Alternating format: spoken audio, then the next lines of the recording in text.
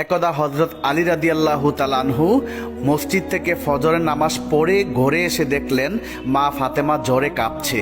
তখন হযরত আলী রাদিয়াল্লাহু তাআলা আনহু মা ফাতেমাকে বললেন, ও ফাতেমা, তোমার কি শরীর খারাপ লাগছে? তখন ফাতেমা বললেন, আলী, আমার শরীরটা আজকে বেশি খারাপ লাগছে। আলী, আমি আজকে এমন একটা স্বপ্ন দেখেছি যে স্বপ্ন দেখার পর আমার আর কিছুই ভালো লাগছে না। অতঃপর হযরত আলী রাদিয়াল্লাহু তাআলা আনহু ফাতেমার কাছে স্বপ্নের ব্যাপারে জানতে চাইলেন। তখন ফাতেমা বললেন, আমি আজকে রাত্রে স্বপ্নে দেখলাম আমার বাবা আমার ঘরে এসে আমাকে খুঁজতেছে। আমি যখন বাবার কাছে গিয়ে দাঁড়ালাম তখন আমার আব্বাজান আমাকে বলছেন, মা, আমি তো তোমাকেই খুঁজতেছি। শোনো মা, আজকে তুমি রোজা রাখবে এবং সেহরি করবে আলীর দস্তরখানায় আর ইফতারি করবে আমার দস্তরখানায়। হযরত আলী রাদিয়াল্লাহু তাআলা আনহু জ্ঞানী মানুষ, এই কথা শোনার পর তার আর কোনো কিছুই বোঝার বাকি রইল না। আলী বুঝতে পারলেন ফাতেমা রাদিয়াল্লাহু তাআলা আনহু আজকেই হয়তো দুনিয়া ছেড়ে চলে যাবেন। তারপর হযরত আলী ফাতেমার পাশে বসে কান্না করতে লাগলেন। কিছুক্ষণ পর হযরত হাসান হুসাইন ঘরের মধ্যে এসে দেখলেন তার বাবা মা কান্না করছে। তখন হাসান হুসাইন মা ফাতেমাকে বললেন, আম্মা জান, আপনারা কেন কান্না করতেছেন?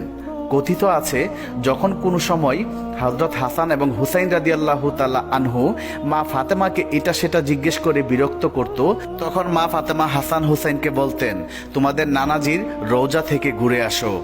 আজকেও মা ফাতেমা হাসান হুসাইনকে বললেন, বাবারা, তোমাদের নানাজির রওজা থেকে ঘুরে আসো। মায়ের মুখে এমন কথা শুনে হযরত হাসান এবং হুসাইন রাদিয়াল্লাহু তাআলা আনহু আমার নবীজির রওজার কাছে চলে যান। হাসান এবং হুসাইনকে দেখতে পেয়ে আমার নবীজি বলেন, হাসান, হুসাইন, তোমরা আজকে কেন এখানে এসেছো? তোমরা তো যখন খুশি তখনই আসতে পারবা। আজকে তোমরা সারাদিন তোমাদের মায়ের মুখের দিকে তাকিয়ে থাকবা। আজকে তোমার মা দুনিয়া ছেড়ে চলে যাবে। নবীজির মুখে এই কথা শুনে হযরত হাসান এবং হুসাইন রাদিয়াল্লাহু তাআলা আনহু আবার ঘরের মধ্যে চলে আসেন। এসে মা ফাতেমা এবং হযরত আলী রাদিয়াল্লাহু তাআলা আনহুকে উদ্দেশ্য করে তারা বলতে লাগলেন, আপনারা কেন কান্না করছেন আমরা বুঝতে পেরেছি। আমাদের নানাজি বলেছে আম্মা জান আজকে দুনিয়া ছেড়ে চলে যাবে। হাসান এবং হুসাইনের মুখে এই কথা শুনে হযরত ফাতেমা রাদিয়াল্লাহু তাআলা আনহা এবং হযরত আলী রাদিয়াল্লাহু তাআলা আনহু আরো বেশি করে কান্না করতে লাগলেন। সেদিন বিকালবেলা মা ফাতেমার শরীর আরো বেশি খারাপ হয়ে যায়। তারপর মা ফাতেমা হযরত আলীকে কাছে ডেকে বলেন, আলী, তোমাকে আমি 3টি কথা বলে যেতে চাই, তুমি কথা দাও আমার 3টি কথা রাখবে? অতঃপর হযরত আলী মা ফাতেমাকে ওয়াদা করলেন। এবার ফাতেমা হযরত আলীকে বললেন, আলী, আমার প্রথম কথা হলো, আমি তোমার সাথে এতদিন ঘর সংসার করেছি, আমার অনেক জানা না জানা অনেক অন্যায় ভুল ত্রুটি হয়তো হয়েছে, তুমি আমাকে ক্ষমা করে দিবা। তারপর হযরত আলী বলেন, ফাতেমা, তুমি এসব কি বলছো? তোমার মতো স্ত্রী দুনিয়ার কার ভাগ্যে আর জুটবে? ও ফাতেমা, তোমার বাবা বিশ্বনবী দয়া করে মায়া করে তোমাকে আমার হাতে তুলে দিয়েছিল। আমি তোমাকে ঠিকমতো পড়াতে পারিনি, খাওয়াতে পারিনি। আমি যদি তোমার কাছে কোনো অন্যায় করে থাকি আমাকেও তুমি মাফ করে দিবা। তখন ফাতেমা বললেন, আলী, এই কথা বলে আমাকে তুমি পাপী করো না। তারপর হযরত ফাতেমা বলেন, আলী, আমার দ্বিতীয় কথা হলো, আমি দুনিয়া থেকে চলে যাওয়ার পর তুমি আরেকটা বিয়ে করে নিবা। আমি তোমাকে অনুমতি দিয়ে গেলাম। আর সপ্তাহে একদিন আমার হাসান এবং হুসাইনকে তুমি বুকে নিয়ে ঘুমাবা। তারপর মা ফাতেমা 3 নাম্বার কথা হিসাবে হযরত আলীকে বললেন, আলী, আমার 3 নাম্বার কথা হলো, আমি দুনিয়া থেকে চলে যাওয়ার পর আমাকে রাতের বেলা কবরে দাফন করতে নিয়ে যাইবা, যাতে করে কোনো মানুষ আমার লাশ দেখতে না পারে। কেউ যদি আমার লাশ দেখে ফেলে তাহলে তারা বুঝে ফেলবে যে নবীর মেয়ে এতটুকু লম্বা ছিল, এতটুকু মোটা ছিল। আমি চাই না কেউ আমার লাশ দেখে এটা বুঝতে পারুক। অতঃপর কিছুক্ষণ পর মা ফাতেমা দুনিয়া থেকে বিদায় হয়ে গেলেন। হযরত আলী কাঁদছে, হাসান হুসাইন কাঁদছে। কিছুক্ষণ পর হযরত আলী চিন্তা করতে লাগলেন, খাটের 4 পায়ে 4 জন লোক, হাসান হুসাইন এবং হযরত আলীকে নিয়ে তারা 3 জন, আরেকজন লোক কোথায় পাবে? অতঃপরের কিছুক্ষণ পর নবীর সাহাবী আবু যর গিফারি হযরত আলীর ঘরে প্রবেশ করলেন।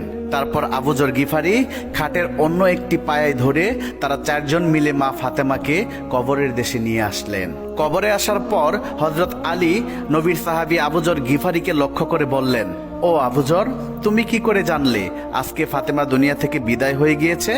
তারপর আবু যর গিফারি আলীকে উত্তর দিলেন, আলী, আমি স্বপ্নে দেখতে পেলাম বিশ্বনবী আমার কাছে এসে বলছেন, আবু যর, আমার মেয়ে ফাতেমা আজকে দুনিয়া ছেড়ে চলে গিয়েছে, তার খাটের পায়া ধরার জন্য একজন লোক দরকার, তুমি যাও আমার মেয়েকে দাফন কাফন করে দিয়ে আসো।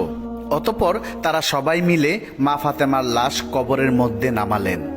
এরপর কবরকে উদ্দেশ্য করে নবীর সাহাবী আবু যর গিফারি বলতে লাগলেন, হে কবর, তুমি কি জানো তোমার মধ্যে আজকে কাকে রেখে যাচ্ছি? আজকে তোমার মধ্যে রেখে যাচ্ছি বেহেশতে মহিলাদের সর্দারিনী মা ফাতেমা রাদিয়াল্লাহু তাআলা আনহুকে। সাবধান সাবধান কবর, তুমি কিন্তু তার সাথে ভালো ব্যবহার করবা। কবর থেকে কোনো আওয়াজ আসতেছে না। তারপর আবু যর গিফারি আবার বলেন, হে কবর, তোমার মধ্যে আজকে এমন ব্যক্তিকে রেখে যাচ্ছি যিনি হলেন শেরে খুদা হযরত আলী রাদিয়াল্লাহু তাআলা আনহুর স্ত্রী। কবর থেকে কোনো আওয়াজ আসছে না। তারপর আবু যর গিফারি আবার বলেন, কবর, তোমার মধ্যে আজকে এমন একজনকে রেখে যাচ্ছি যারা বেহেশতি যুবকদের সর্দার হযরত হাসান এবং হুসাইন রাদিয়াল্লাহু তাআলা আনহুর মাকে তোমার মধ্যে রেখে যাচ্ছি। সাবধান কবর, তুমি কিন্তু খারাপ ব্যবহার করবা না। তারপরও কবর থেকে কোনো আওয়াজ আসছে না। এবার হযরত আবু যর গিফারি রাদিয়াল্লাহু তাআলা আনহু কবরকে আবার বলেন, কবর, তোমার মধ্যে আজকে এমন একজন ব্যক্তিকে রেখে যাচ্ছি যাকে সৃষ্টি না করলে দুনিয়া সৃষ্টি হইতো না। সর্দারে দো আলম নবী মুহাম্মদুর রাসূলুল্লাহ সাল্লাল্লাহু আলাইহি সাল্লামের কলিজার টুকরা মেয়ে ফাতেমাকে তোমার কাছে রেখে যাচ্ছি। সাবধান কবর, তুমি কিন্তু অবশ্যই তার সাথে ভালো ব্যবহার করবা। এবার আমার আল্লাহ রাব্বুল আলামিন কবরের জবান খুলে দিলেন। কবর হযরত আবু যর গিফারি রাদিয়াল্লাহু তাআলা আনহুকে উদ্দেশ্য করে বলতে লাগলেন, হে আবু যর, আমি হলাম কবর। আমি এখানে কোনো বংশ পরিচয় দেখি না। কে কোথায় থেকে এসেছে সেটা দেখার সময় আমার নেই। দুনিয়াতে যে আল্লাহ রব্বুল আলামিনকে খুশি করে আল্লাহর ঈমান নিয়ে আমার মধ্যে আসবে, আমি তার সাথে ভালো ব্যবহার করব। আর দুনিয়ার যে সমস্ত বান্দারা পাপী হয়ে আমার মধ্যে আসবে, আমি কবর তার জন্য ভয়ঙ্কর হয়ে যাব। তাকে আমি চাপ দিয়ে একটি পাঁজরের হাড় আরেকটি পাঁজরে ঢুকিয়ে দেব, এবং আমার মধ্যে রয়েছে অনেক বিষাক্ত সাপ বিচ্ছু। এই সব কিছু ওই পাপী ব্যক্তিকে দংশন করতে থাকবে। কবরের এমন জবাব শুনে হযরত আবু যর গিফারি রাদিয়াল্লাহু তাআলা আনহু ভয়ে কাঁপতে লাগলেন।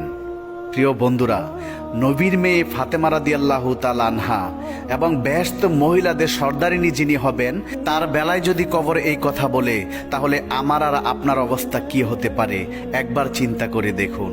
আল্লাহ রব্বুল আলামিন আমাদের সবাইকে আল্লাহর দ্বীনি পথে চলে আল্লাহকে খুশি করে কবর দেশে যাওয়ার তৌফিক দান করুক। সকলেই কমেন্টে লিখুন আমিন। বন্ধুরা, এই ছিল আমাদের আজকের ভিডিওটি। বন্ধুরা, ভিডিওটি যদি আপনাদের কাছে এতটুকু ভালো লেগে থাকে, তাহলে অবশ্যই আমাদের চ্যানেলটি সাবস্ক্রাইব করে পাশে থাকা বেল আইকনটি প্রেস করে দিবেন। তাহলে দেখা হবে আবার নতুন কোনো ভিডিওতে। সেই পর্যন্ত সবাই ভালো থাকুন, সুস্থ থাকুন। আল্লাহ হাফেজ।